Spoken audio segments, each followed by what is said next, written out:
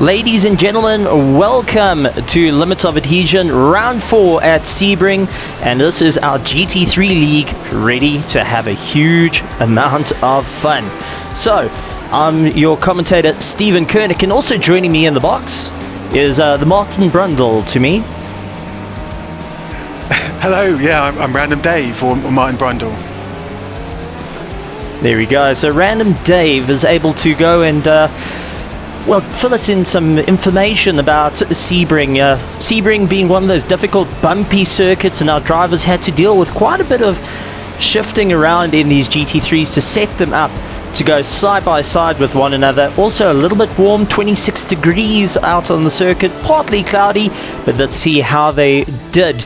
So we're going to take a look at our championship standings at the moment. For the top split, Rick Burrow currently in first place, Lee Harding in second, Stephen Greening in third, followed by Race Craigton in fourth, Oliver Walker, Michael Messenger, Oliver Ettridge, Drew Malloran, who I actually had a chat to a little bit earlier, Don Parker and Paul Gerber.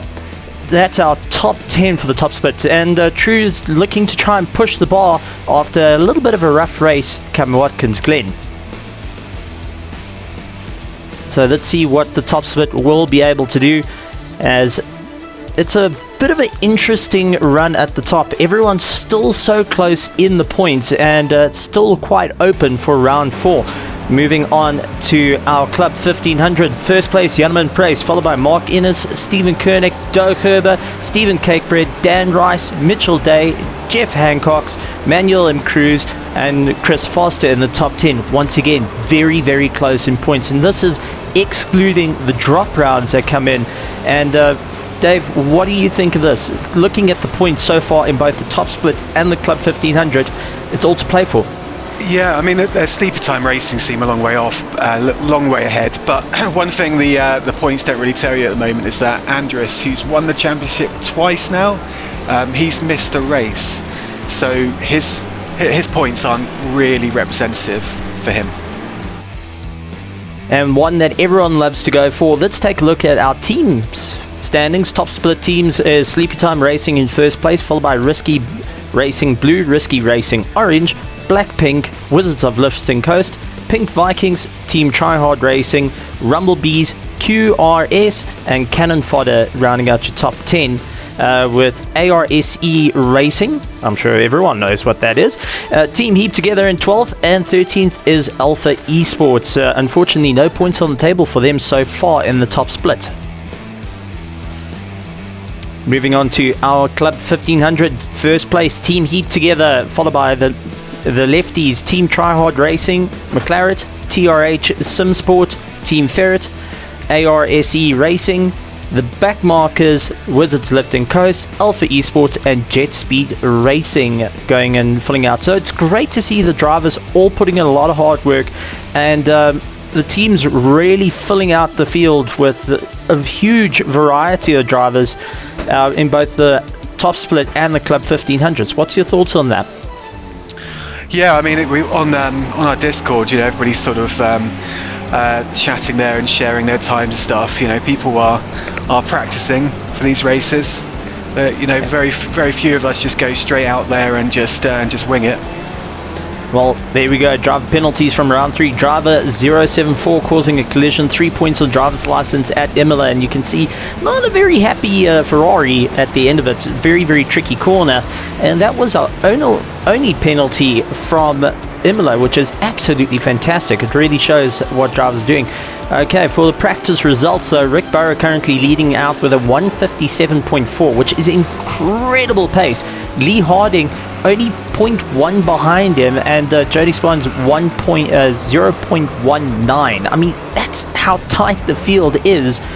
So close to one another. And then you've got the likes of your Club 1500, so we are meant to be the slower guys, right up there pushing the top splits, which is incredible to see. Yeah, there's a few guys there. I find Andrews is one of them.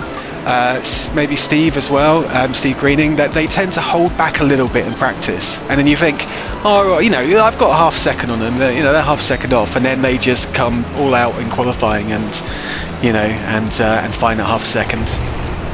Well, one thing we've got to also point out, it's amazing to see how many different nations are represented right here on the grid as we take a walk down. Andreas Fulgrabi in first place, followed by Lee Harding, Rick Barrow in third, Geordie Surgeons, Evan Conception, Oliver Ettridge, Ray De Creighton, Oliver Walker, Michael Messenger, Stephen Greening, Graham Bradsley, Dom Parker, Mark Innis, Paul Gerber, True Maloran, Nigel Jobling, Stephen Cakebread, Doe Gerber, Dino Hammond, Rich Meisters, Janneman Price, Jason Gibson, Stephen Koenig, Chris Wright, Jason Weaver, Jake Weaver, and Stephen McCann rounding out the 27 car field. Absolutely incredible as they lined up and ready to go. So what was right I saying about Sebring. Andres then? Andres was 5th in practice, and here he is on pole.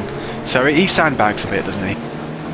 Just a little bit, and let's see if that's going to cost him a little bit, because now he's showed his hand and all the drivers are going to be keeping a keen eye on him as they make their way around the final corner. Very tricky, a very bumpy corner, and then they're getting onto the main straight, lined up, everyone ready to go, green flags, and away all our drivers are going out wide and just trying to get as much momentum to break away from the field as quick as possible. You can see that Harding is chasing him down in the Lamborghini, looking for any way to try and get onto the back of him, but Andreas not slowing down for anyone and making dead sure of that. Yeah, the other surprising thing here is that Risky Racing Blue, Greening and Messenger were 9th and 10th, I think, on the grid, so that's unusual. I think they were behind Risky Racing Orange, which, you know, I think they sort of established themselves as the sort of alpha Risky Racing team, the blue team last season, but I think Risky Racing Orange are, you know, giving them a run for their money. We got Geordie from Alpha Esports going and putting the pressure onto Harding, looking left and right, hard on the brakes. Can he make it stick? No, unfortunately not. Michael Messenger also trying to move up through the field. Dom Parker also trying to move up through the field. Doe Gerber having a bit of fun. Dino Hammond having a bit of a problem with the two team heap together teammates. Chris Wright, though, starting to pull a bit of a gap and try and break away from the Club 1500s. Lee Harding still going defensive, battling his way around. You can see how hard that Speckens Geordie is pushing him, looking left and right, trying to see where he can put that BMW up on the inside. Now into the toe. This back straight is make or break it for every single driver. You either keep in the train, or if you fall out of it, well, you're going to be losing a lot of time and heading to the back of the field a lot quicker than you think. So there's a couple of few new drivers here in the top split that are new names for me, and they're doing very well.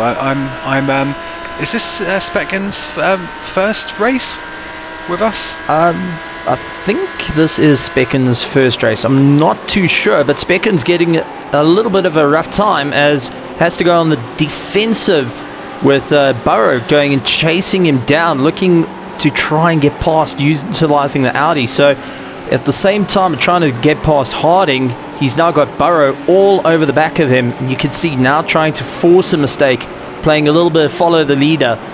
Then we got, that's Rich Meisters, unfortunately into the wall, and definitely not going to be a happy camper there.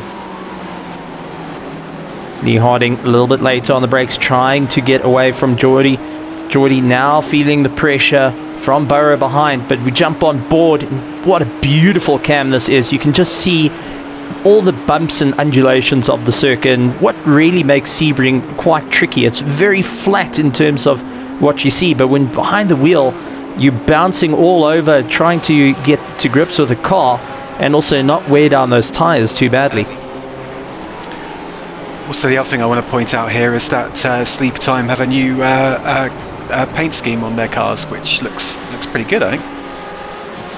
Going and switching it up for the Sebring week.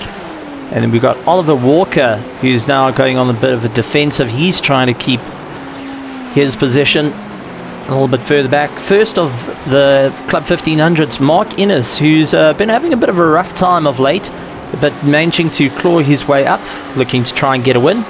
Geordie in the tow, looks up on the inside. Can he make it stick into the final corner? It's going to be who's later on the brakes. Decides not to go and make the move. But Evan going and making a move in the Porsche and moving up a position, getting ahead of Burrow, and now needs to keep the pressure on. Let's see if that Porsche has still got what it takes to keep running ahead after it got nerfed quite badly in the latest updates. As they make their way around turn 1, you can see side-by-side action. True trying to make up some ground, currently lying in 13th place and really pushing hard. And you can just see Dom Parker going on the defense to try and hold everyone back. Dom said he wasn't in the car for quite some time, and now getting back in has been quite a tricky thing. And so far he's doing pretty well, but has to maintain focus at this point. True currently leading in 13th place in his own little train with the Pink Vikings. Then you got the likes of Jason Gibson slowly moving up in the world. He's getting from the Backmarkers. Jason Gibson was originally way at the back of the field, now starting to build up the pace. But he's got the likes of Dino Hammond, Jonathan Price, Stephen Koenig, and Mark Innis right behind. What happened to Mark Innis? He was leading the pack and now down into 9th place behind Stephen Koenig. That's definitely not going to be a happy time. And that's also a championship tussle. Maybe we'll get a replay for that, because yeah, I'd like to see what happened. Definitely, and that's a championship tussle. I mean, Mark Innis is in the championship along with Stephen Cakebread. So it's going to be a rough one to try and get past the two teammates and try and maximize his points. Michael Messenger going and really keeping the pressure on. He's trying to make up a few positions as well. And you can just see slightly off of the train, a bit of a bad exit has cost him a bit. So let's see if he'll be able to go later on the brakes into the final corner. Tries to go tight on the inside, runs a little bit of understeer, goes for the apex on the big bump, trying once again very tight apex. Can he make it stick though? Very close. Michael Messenger doing everything he can. Walker having to go defensive, decides to go on the outside. Messenger up on the inside. Can he make it stick? But Walker using the momentum and carrying himself through the corner. Absolutely incredible running. And this is one thing got to bring up is it better to be on the outside in turn 1 at Sebring or on the tighter line? As you can take a look, Stephen Koenig battling out with Mark Innis. Mark just going out on the outside, more than happy to swing past. As we jump to a little bit of a replay, and this is Geordie duking it out, and let's take a look at what's happened. Geordie really pushing wide and trying to hold his position, really slinging the BM in and doing pretty well at it. You can see all the hard work. Whoa, Mark Innis going off circuit, costing him a bit of time. That and might be a slowdown. I think that was a slowdown. Yep. And only thing you can say is you kick yourself for that. It's really tricky, that bit, because you have to get over that curb and get way off the track. Like, the right line is actually well off the track. So you know you've got to drive over that curb at some point. Dom Parker deciding to go a little bit sideways and use up his tyres a little bit more, add a bit more grip to the circuit. Now this is definitely one you got to try and not get tunnel vision, I think, on the Sebring circuit, as we watch even going and getting very close. He's pushing hard, but at this point you got to remember where your brake markers are, because you don't want to outbrake yourself into the final corner. Otherwise that wall that looks pretty far away gets pretty close very quickly. Well, I mean, you've got the cones. That's one thing that, I mean, I haven't raced here, but I've done a little bit of practice, and it's you just remember it's a lot of grey and a lot of cones, but the cones are your reference point. In fact, there's one up in the fence, just there. There's one up in the fence that's a good reference point. I don't know who threw it there. Well, that's definitely one way to look at it. If someone wipes out the cones, look out for the cone that's in the fence. That works. Rick Burrow currently doing everything he can to hold back Walker at this point. And Sleepy Time Racing having a bit of fun out at Sebring. Stephen Koenig keeping right onto the back of Mark Innis, deciding that he's going to do a bit of rallycross as well. Jason Gibson going on the defensive, holding back Mark Innis. So this is a championship battle between Mark Innis and Stephen Koenig at the moment. And you can see Stephen's constantly hunting for that inside line. Mark Innis covering it up, but trying to figure out how to get past Jason Gibson. Flashing the lights, just letting him know that he's coming by. But it is a fight for position, so he doesn't have to move out the way. Hard on the brakes. Jason Gibson doing everything he can. Swings across the nose, and ooh, bit of a bump across, and Mark Innis going round and round and round. And I'm sure Stephen Koenig's got a bit of a smile on his face as he keeps in the toe of Jason Gibson. Well, will that be a penalty though? I mean, it looks a bit marginal. Bumped him off there. It did cost him a bit. Stephen Koenig going and out-braking Jason Gibson, now trying to pull away after seeing what just happened. But the power of that Ferrari is definitely showing itself. Yeah, I mean, what is a good car around this track? I mean, what's the? I mean, obviously we've got a Ferrari in the lead at the moment, but then Andrews nearly always drives a Ferrari. So, you know, obviously McLaren, Tour's in the McLaren. That's in 14th.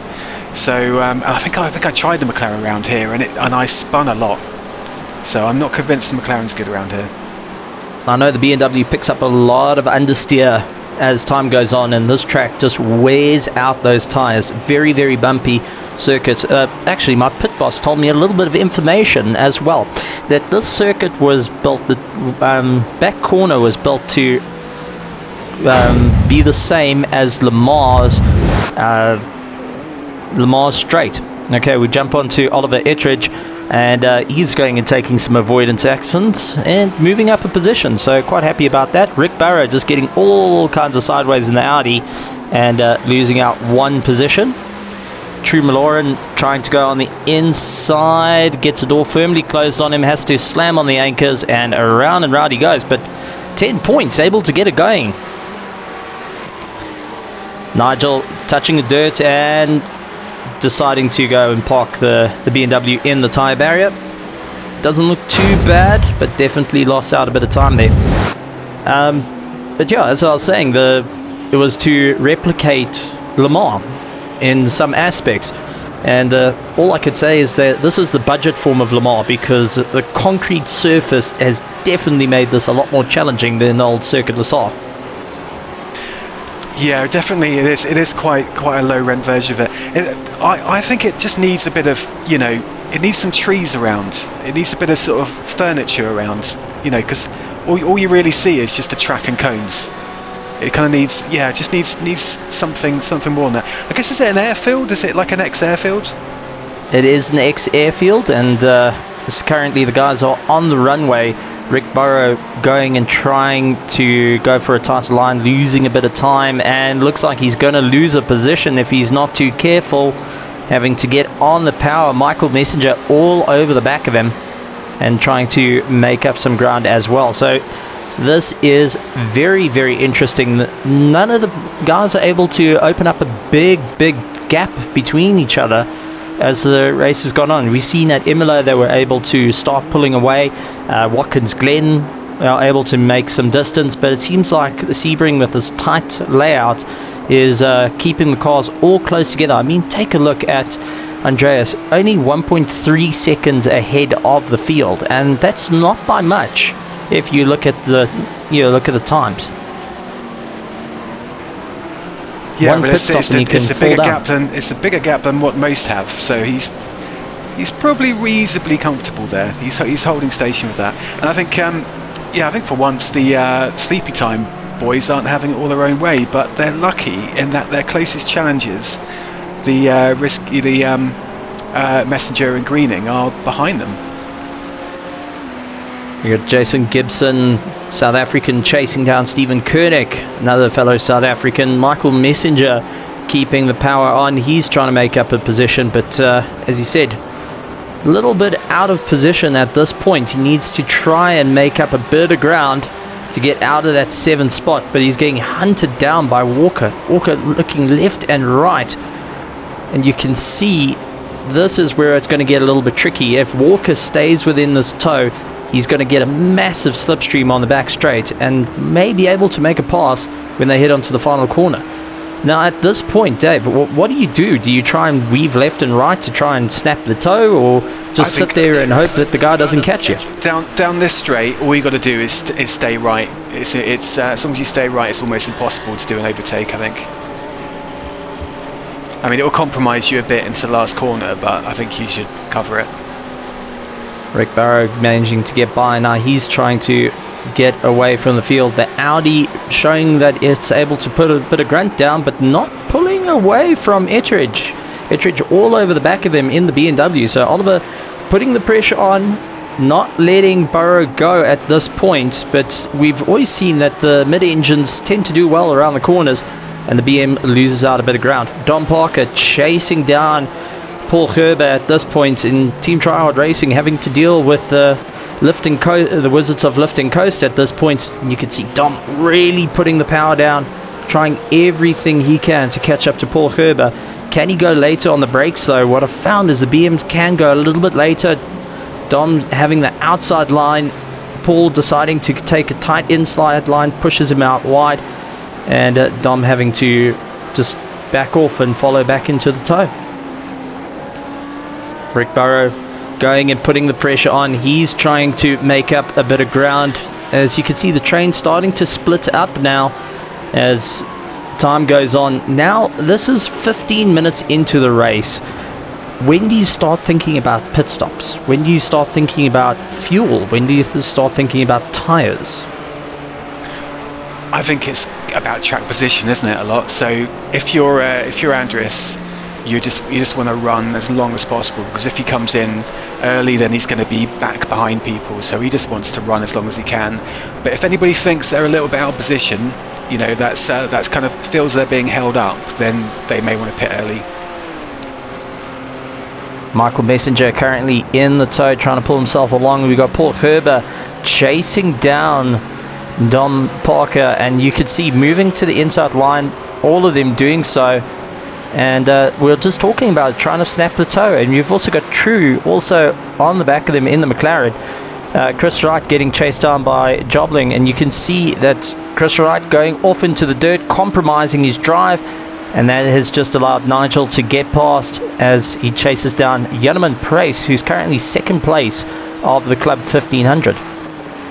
Yeah, I've got a feeling that we've brought in a rule that stops you from doing too much breaking the toe now, you know, or is that only F3 and not GT3? But I think there is some sort of rule now that you can't do it too much.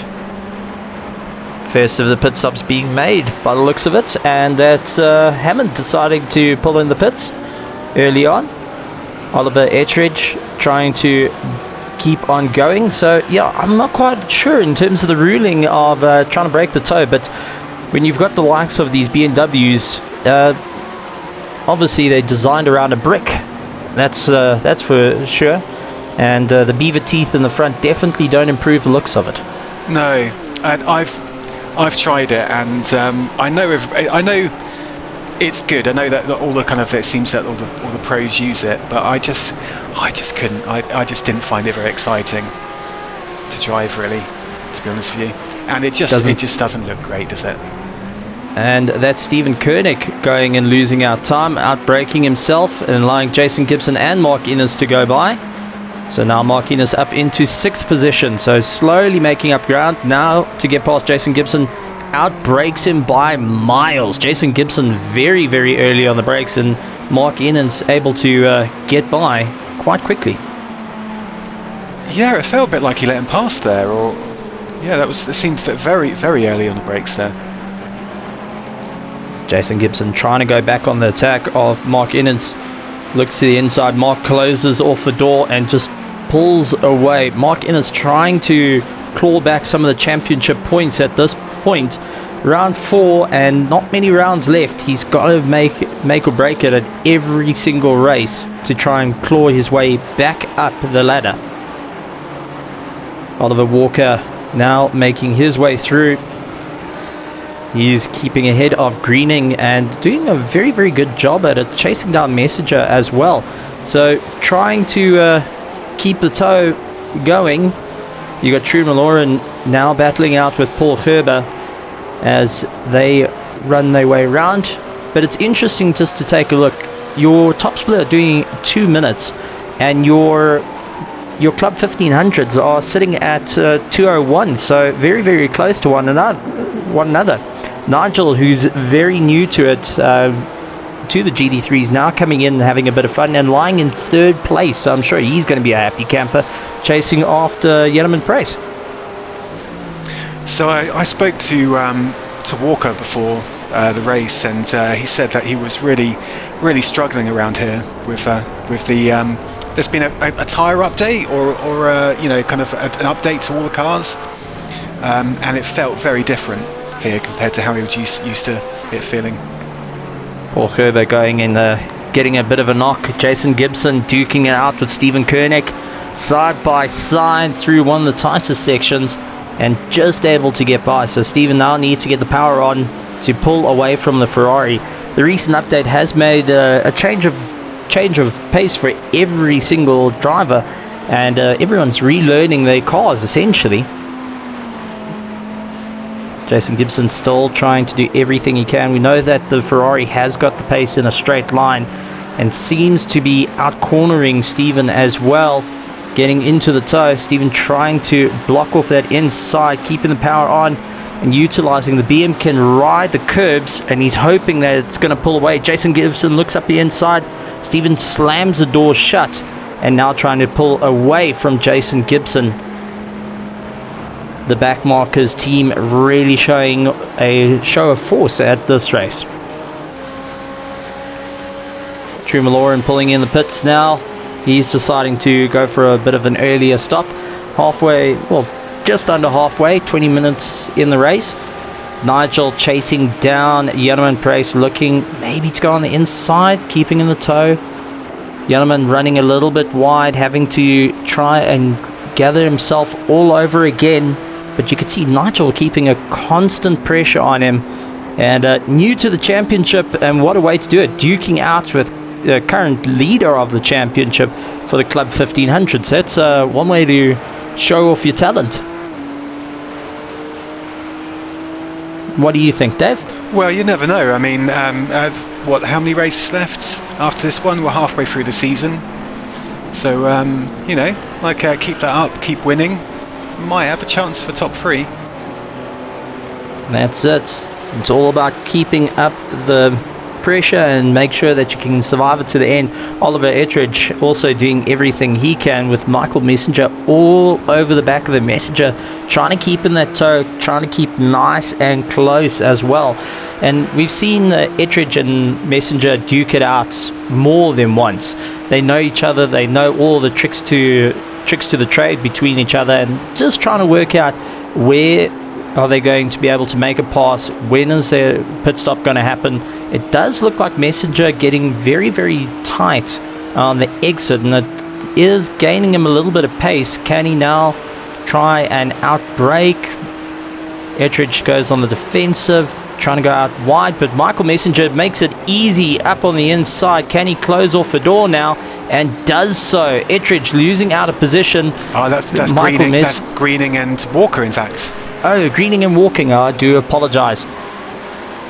Chris Wright having a bit of fun. Yellowman Price under pressure. Nigel all over the back of him, and you can see Yellowman starting to feel it. Decides that he's going to head into the pits. So from second place into the pits, and that has just allowed Nigel to move up in second place. And now your method of keep going until the end comes into play. Indeed. Well, so who's got the fastest lap at the moment? That's Rick Barrow. Rick Barrow doing a 1:58.4 of the top split, and Nigel doing a 2:07 of the Club 1500. So both of them really giving it everything they got, slightly out of position for where they are, but definitely having a bit of fun. Dino having to guess where one of our BMs are and dives up on the inside of the McLaren, spitting flames out like no tomorrow. It's one thing that fascinates me about the McLaren. It is just looks like it's going to torch your car every time it comes by.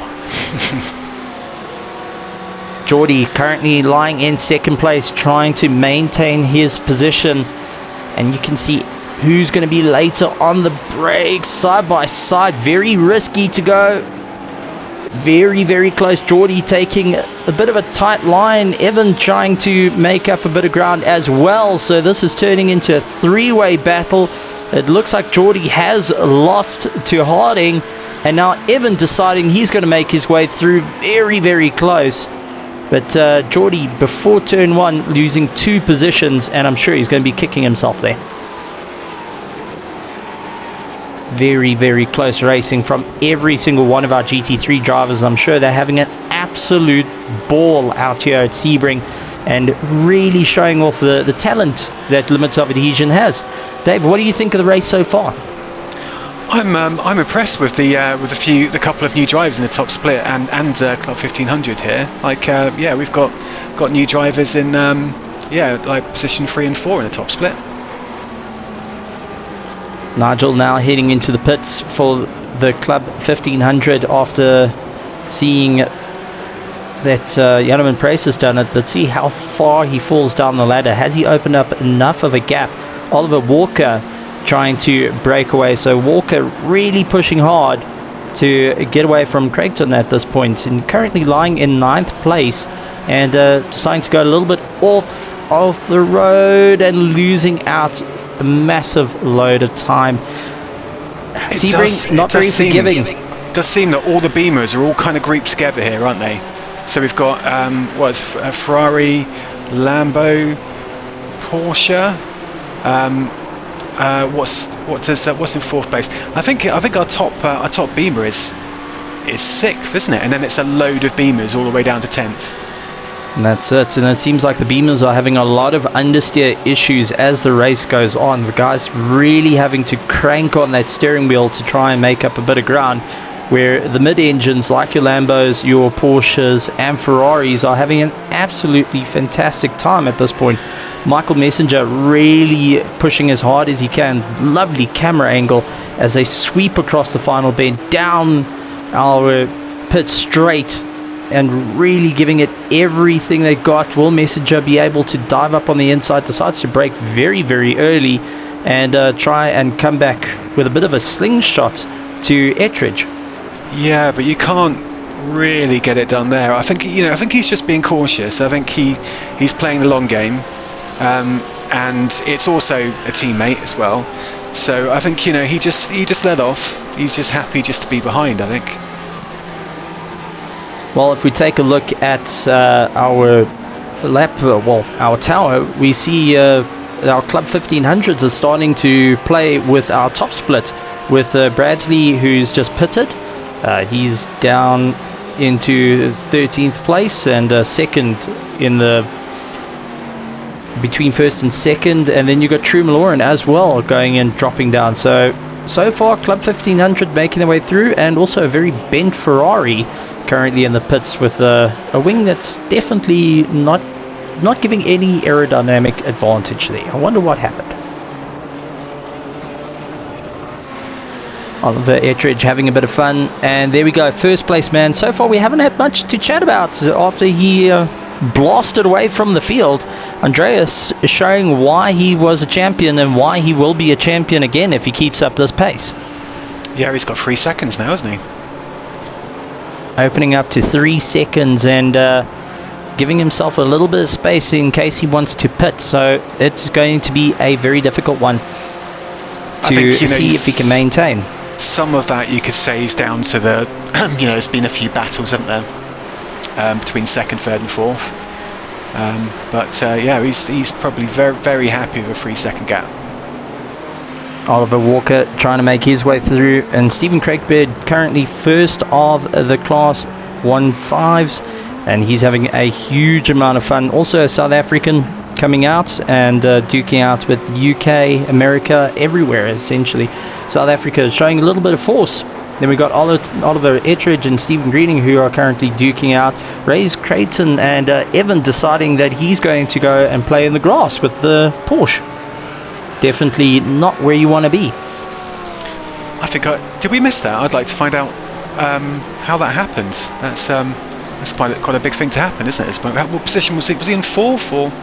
He was in 4th place when he went and hit the dirt, so definitely not going to be a happy camper there. As we go back to a replay, there's Evan turning into T1, gets it sideways, just avoiding the accidents, and lucky fish. He nearly had one of the beamers going and taking him out. Rick Barrow going and slamming past. He's deciding that he's going to move up a position as well. So Rick Barrow really doing a fantastic job there and capitalizing on a problem.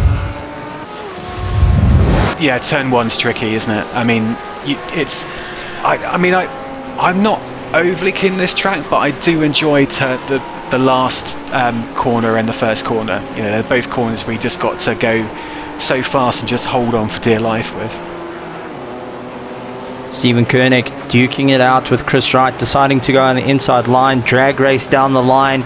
Chris Wright just able to eke ahead, and Jason Gibson also in a bit of a battle behind, as you can see. But Chris Wright closing off to stop Stephen Koenig from getting by in the tow, though. Let's see, will this be able to continue? Chris Wright really keeping the pressure. Oh, Dino Hammond, who was just having a battle, going and losing it through turn 1. And ladies and gentlemen, boys and girls, the petrol station is now open.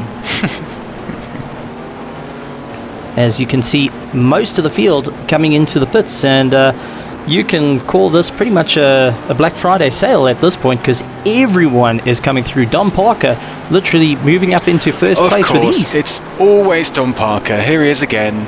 Every time he always goes along. He's a wizard of lift and coast, right? But he's not going to get to the end, is he? Nah, I think it's going to be a little bit more of a challenge. Stephen Cakebread now pulling into the pits. He's opened up a bit of a gap to Mark Innis, but hopefully it's going to be enough. Andreas currently lying in 2nd place, chasing after Don Parker, and he's got a little bit of work ahead of him to try and make up a bit of ground. Lee Harding also pushing as hard as he can. He wants to try and make up a bit of a plan. Mark Innis coming across the line, and he is currently leading the Club 1.5, and I'm sure he's going to be a happy camper.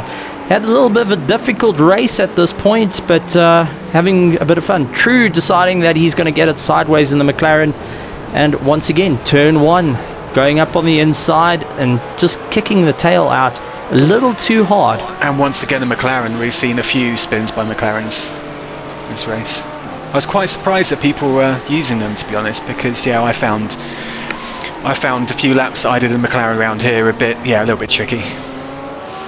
Geordie having a good run, currently lying in 4th place. He's trying to keep ahead of Barrow. Barrow all over the back of him, looking left and right. Chris Wright and Stephen Koenig still duking out. You can see Stephen Koenig getting the door closed on him every single time. Chris Wright really putting the pressure on and closing off the ideal line for Stephen at this point. And you can see Chris just able to pull a little bit ahead, got a bit of a better setup through the corners. And that's all the hard work that goes into it. And the more that the guys battle with one another, the more those tyres are going to wear down. Don Parker deciding that enough is enough, deciding to pit as our grid starts to make their way through. Did Dom lead a lap? Was that a full lap that he led?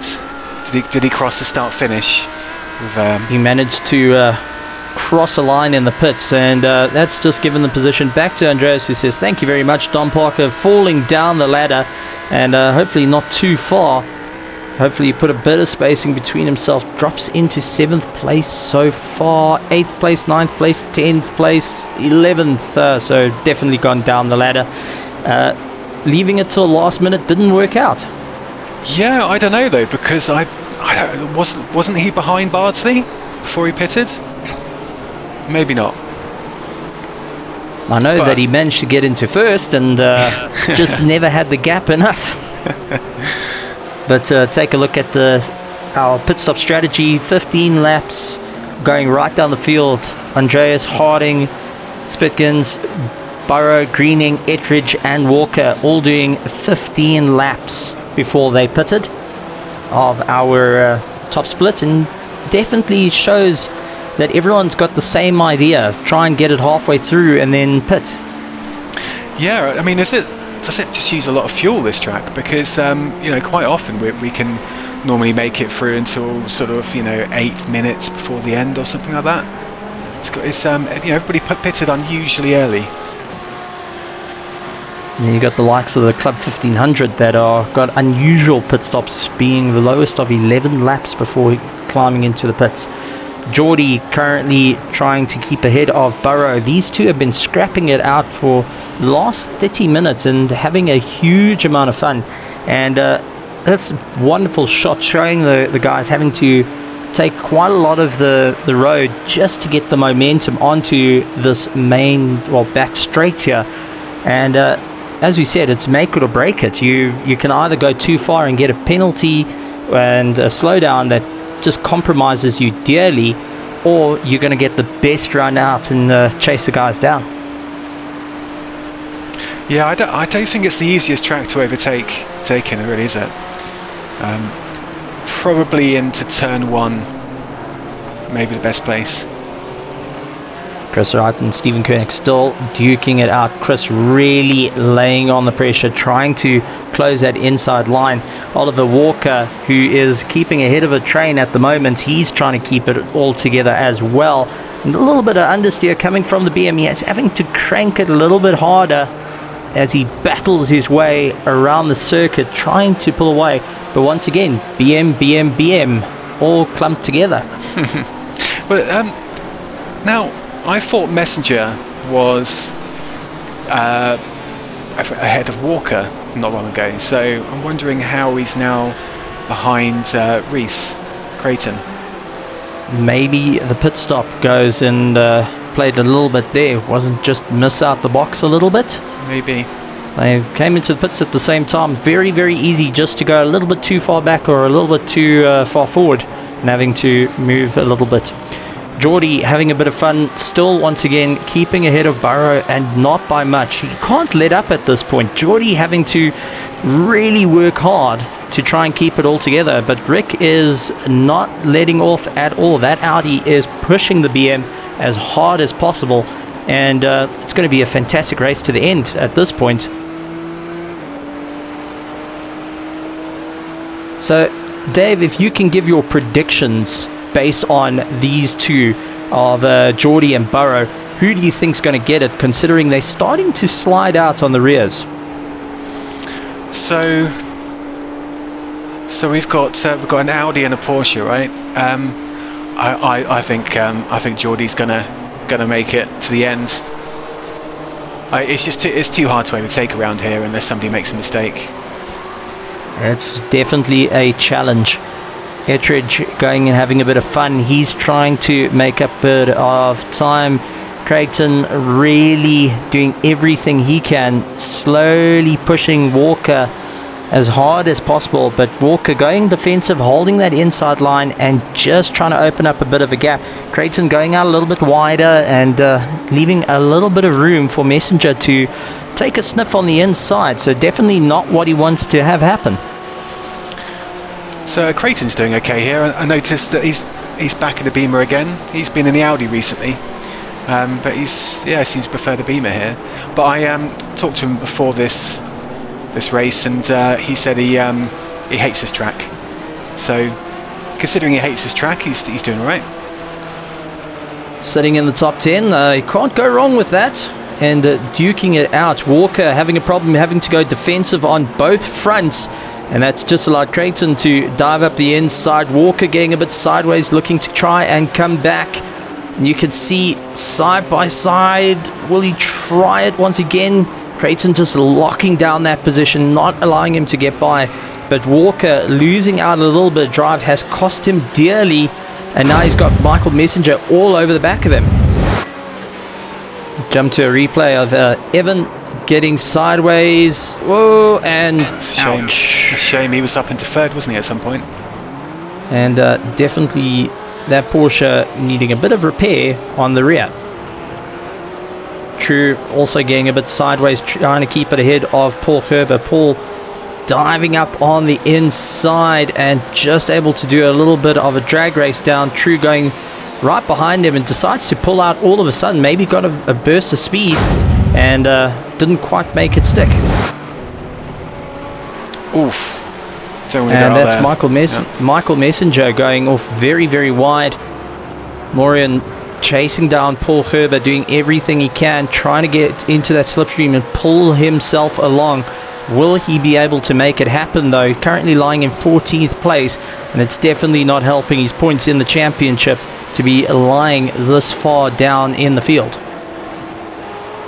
Yeah, I mean, interesting that was a good move by Reese earlier on Walker, but I think that kind of stemmed from what happened with when they were lapping somebody. I think there was a little bit of confusion there as to how to drive past the lap car, and it just gave Reese that kind of little opportunity. Now Stephen Koenig getting ahead of Chris Wright as we jump to Michael Messenger, who's trying to pull away from Oliver Walker at this point. Oliver really keeping the pressure on now, has to try and knuckle down, but Creighton has just started checking out from the little bit, and whoa, Walker being ambitious in braking there, catching right up onto the back of Michael Messenger, and I'm sure that his eyes went like saucer plates at that point. Definitely not what you want to have happen to you. Andreas still leading out the field and having a ton of fun. Managed to put a 1.7 or 1.8 second gap now in the toe of one of the back markers, and that's going to help him down this back straight. They're all reasonably about the same. Flashing his light saying I'm coming through, dives up on the inside and making it stick. So definitely having a bit of fun as he leads out the field and looking to score points for Germany once again. But Lee has caught up a second on him, so he's hunting him down. 5 minutes to go. It's going to be close. It's going to be all or nothing, and you can see Lee Harding now trying to battle his way around the back marker, losing out a lot of time, and he has to make it stick. He has to get around this Porsche if he has any hope of catching Andreas at this point.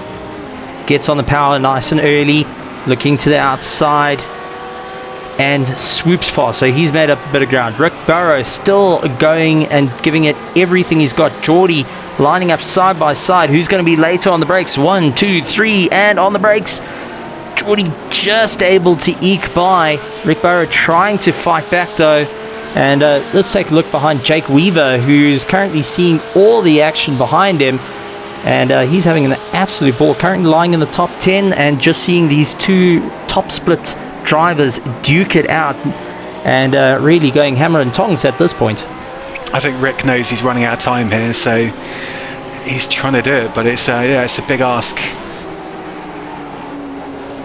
Geordie really keeping the doors closed at this point. Rick trying everything he can to just try and force an opportunity to get by. He's got to make it stick. He's running out of time, and this is where it's make or break for a lot of the drivers. Now, Dave, you do a lot of racing. When it comes down to the last 5 minutes of the race, you're in this situation, you're close by, you're trying to make up ground. What goes through the driver's mind at this point? Well, if you're me, basically, when I'm leading somebody towards the closing stages, all of my legs turn to jelly, you know. Just trying to keep it all together on the pedals, and you got noodles on the pedals. Yeah, just like I mean, it's just you start to sweat a lot, and your legs start turning to jelly. It's in a way it feels easier to chase people than it does to be chased, you know. Mark Innis currently lying in third place, making a bit of a mistake earlier on, has cost him some time. He's trying to make up a bit of ground. Just ahead of him is Nigel, running in second place. Beautiful showing for him at the moment, and really stamping his name at the start. Geordie still on the defensive, doing everything he can to maintain his position. And once again, late on the brakes. And will he be able to swoop in? It's very, very difficult to sit on the outside. Just managing to close the door ever so fractionally as they blast their way around. So Geordie really trying everything he can to maintain that fifth place as the clock starts to count down to the final stages of the race. And we're going to take a look. This is how he got so close, yeah. Geordie going and losing out on Rick Burrows.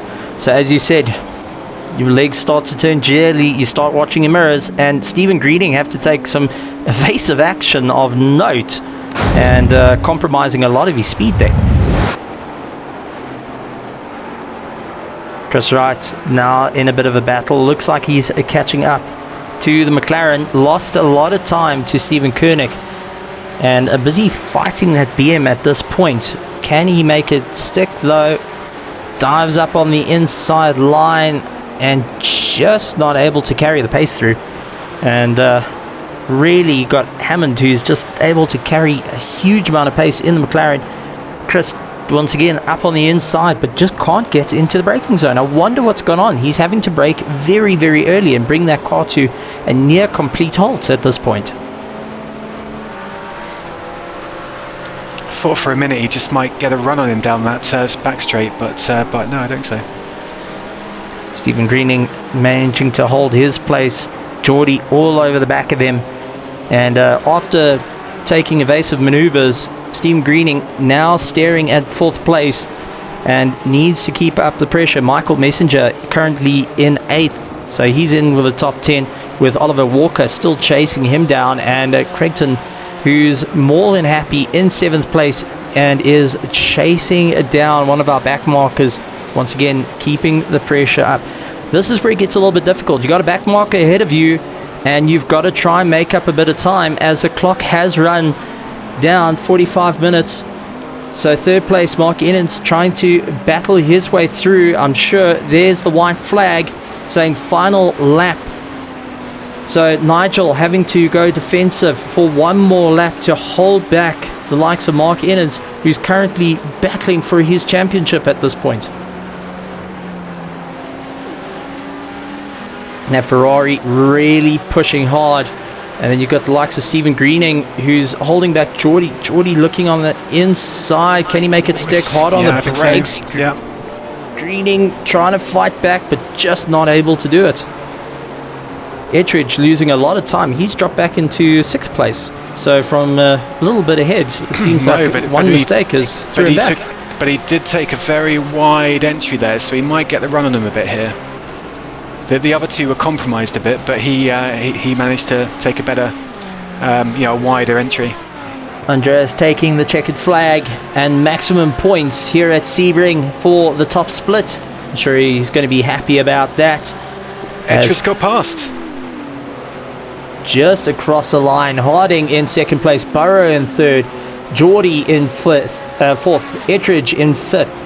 Greening in 6th, 7th place is Creighton, 8th place is Messenger, followed by Walker, Parker, Evan, Bradley, Herber and Malorian going and rounding out that top split, as we wait for our Club 1500, who are still duking it out at this point. Mark Innis doing everything what he can, trying to keep in the tow. One more corner to go. He knows this is make or break it, and you can see Nigel going on the defensive, taking that inside line, trying to break the tow ever so slightly, moving left and right. And you can see Mark Innis flashing his lights, just saying, please let me by, please. At this point, it is championship, but Stephen Cakebread coming across the line to take 1st of the Club 15s, and it looks like Nigel taking 2nd place, followed by Mark Innis, and 4th place at this point is going to be Yelman Perez. So Mark Innis did well to come back from, I think he went down to 9th at one point, but I mean, I feel like we didn't talk enough about Cakebread really, because he won by 5 seconds there, which is really good. Absolutely ran away from the field. Yellowman Perez getting chased down, and his teammate Stephen Koenig currently lying in 5th place, making his way through. We got Hammond right behind him, and Hammond also having a great run, moved his way back up to 6th place, followed by Chris Wright. Then we have got Weaver in 8th, Masters, Doe Herber, McCann, Gibson, and also we have got Weaver in 13th place. So definitely a great race here at Sebring. For Sebring week, I mean, it's the week of the 12 hour of Sebring, which is absolutely incredible. And I'm sure the drivers all pushed to try and do that along with this race. So fatigue was definitely kicking in off note. Chris Wright more than happy to come by, and looks like he's crab walking in his BMW just a fraction.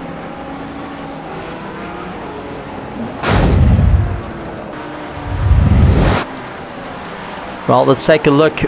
Hammond running out wide, comes across and oof, slams right into Chris Wright. Now we know why Wright has got a crabbing BMW. I think his suspension said no thank you, don't quite like that, and it's now turning in the wrong direction. He's now got an oval car. Definitely a challenge at this point to try and keep it in track, and you can see Wright really battling and sideways, oof, hard into the wall. Just couldn't keep it in check.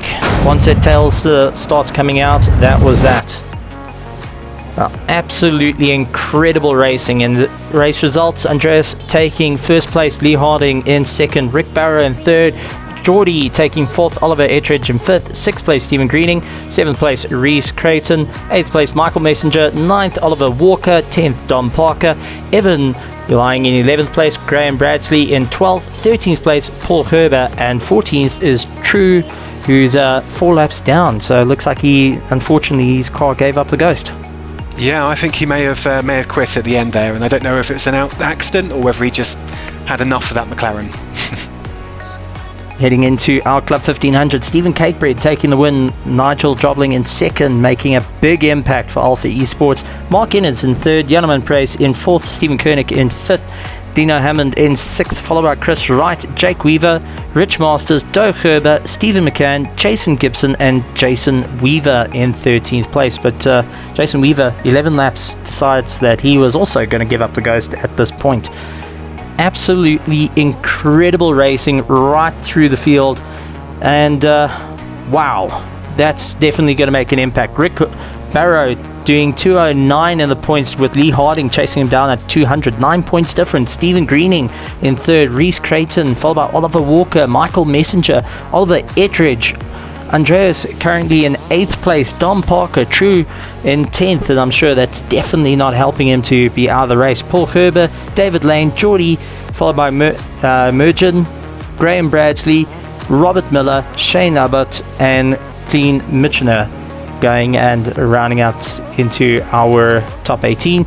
Evan in 19th, Sam Stott, Jaco Foster, Will Bennett, Gavin Kelly, and Adam Heifeld. We didn't see Sam Stott this time, unfortunately having a medical problem and getting himself sorted out. So Sam, we miss you. Get well soon, buddy.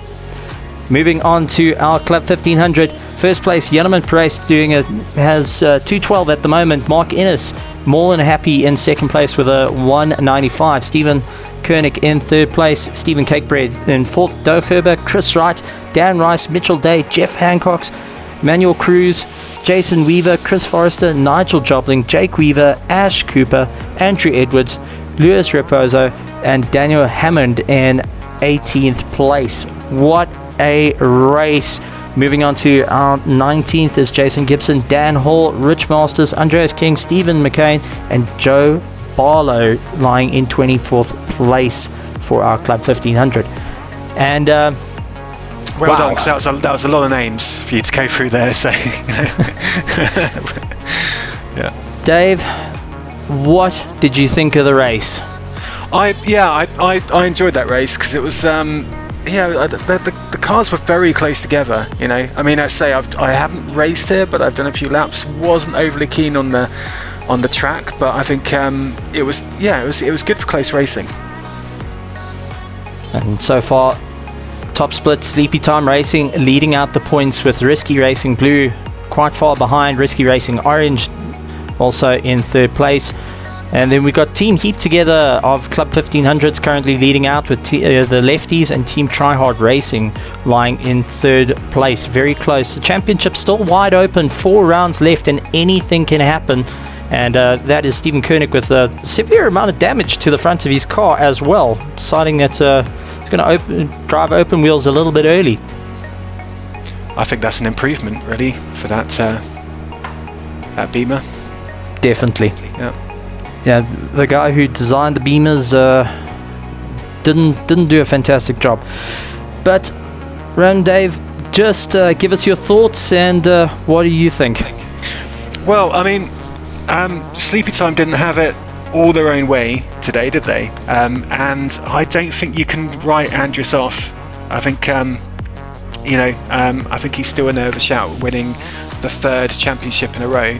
And I think if he does that, I think if he gets 3 championships, it will put him at the top of our Hall of Fame for the most championships that anyone's won for limited Adhesion. So above me, in fact. So yeah, I'll be disappointed in a way. So hoping that commentator's curse does kick in. Go and take a look at our socials, Discord, Facebook, and make sure you hit subscribe here on YouTube. And also, if you want to come join the racing, look up www.limitofadhesion.com and join us with GT3 racing, Formula 3 racing, ovals, TCR.